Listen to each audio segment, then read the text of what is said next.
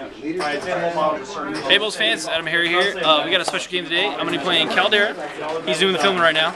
I'll show you him in a second. We're actually going to play Warmachine, and it's a special format. One of the things I like about Warmachine-Hordes is that they have other formats besides just straight up points, beat face. This format is called Mangled Metal. We're playing a 15-point game. What it is, it's also for Hordes, it's called Tooth and Claw. But what it is it's beasts and jacks and your caster. No solos, no units, no warrior models, straight up beat face. So we're going to take a look at my list real quick, and my Khador army, and then we'll check out Khador. So check this out. What I'm running is, this is my behemoth. I don't have him glued down, so I can do that move, and that move. And then I've got my Kodiak here, and then my Butcher. So it's pretty much it. My Warcaster, 2 jacks, and totals 15 points with the extra points from the Butcher. So Khador, what are you packing, man? All right, what I've got, I'm running the Sigil of Everblight, Rias, the Super Ninja, Carnivian, Beast Dragon, a Rake, Super Dog, I love that guy, he's awesome, and 3 Shredders. They're gonna ankle bite you. They do. Ankle biter. Yep. So we're going to set up real quick, and then we're going to take a look at the scenario, and I'll go explain that a little bit more, and then we're going to throw some dice. Let's do it. Let's do it. Alright everybody, so this is the board pretty much. Again, it's only 15 points, so there's not a whole lot of need for terrain in this. It's 4x4.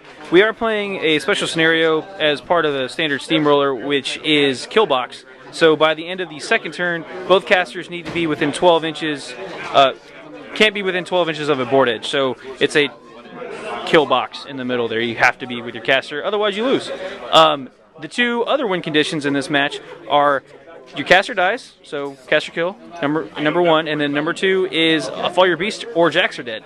So there's lots of ways to win in kill box with Mangled Metal. So it's my personal favorite because it's really just punch the other guy and roll 6s, and we know how I love to do battle plan roll 6s. So my first turn, I'm pretty much just going to run forward and try to punch him right in the face. So we'll pick it up on Chris' turn. Here we go. Alright, so real quick, little bit, if I could talk. All I did was run forward here with Behemoth and Kodiak. Kodiak runs for free, but I give him a focus anyway because I forgot. And I cast Iron Flesh on the Butcher, so now he is Iron Fleshed up. So +3 defense, -1 speed, and now Chris is going to run at me too. Here we go.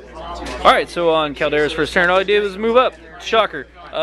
Caster went to there behind the linear obstacle. Shredders moved up around him. Over here, your Rake, sorry, Jump Beast. He's a jerk. I don't know if you guys do that, but he flips out.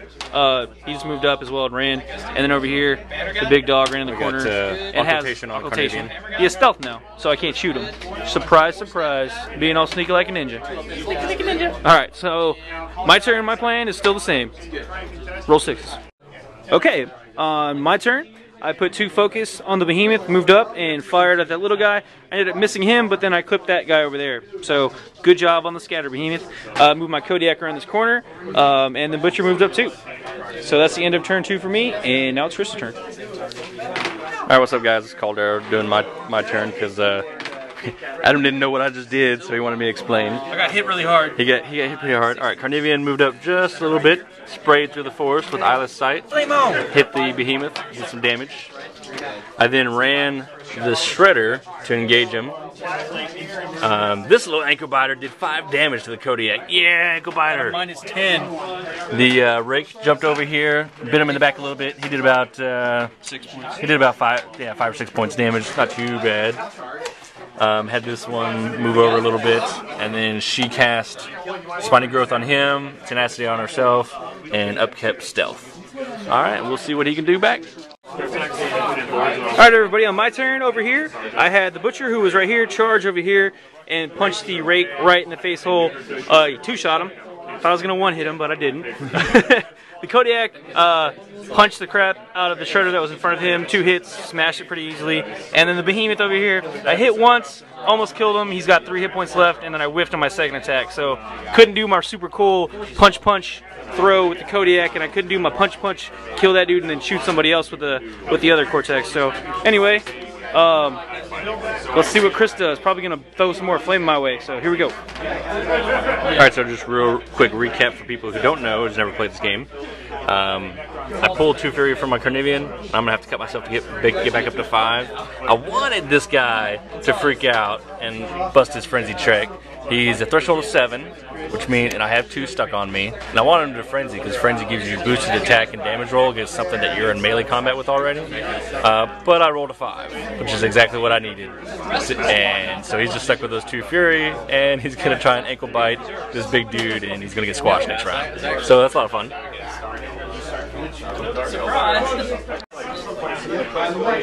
Alright, Khador here with my next turn. What we got here, Riot's moved up, and she cast Spiny Growth on the Carnivean that was right here, and Rapport, so now he's a Mat 8, Rat 6. He then charged the Behemoth. He's a little bit closer, but because of the chompy bits, we just set him up there like that. And that's messed up how my much box damage he did. Yeah, almost killed him. And then he sprayed over there. I did about 5 points of damage to the Butcher. Didn't do anything to the Kodiak.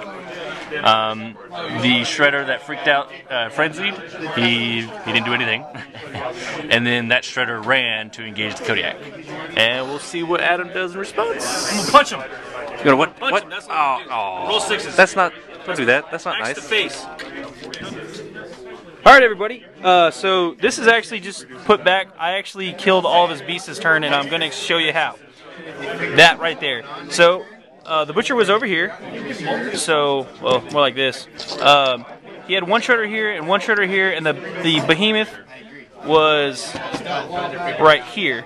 So what I did is I put 2 focus on the Kodiak.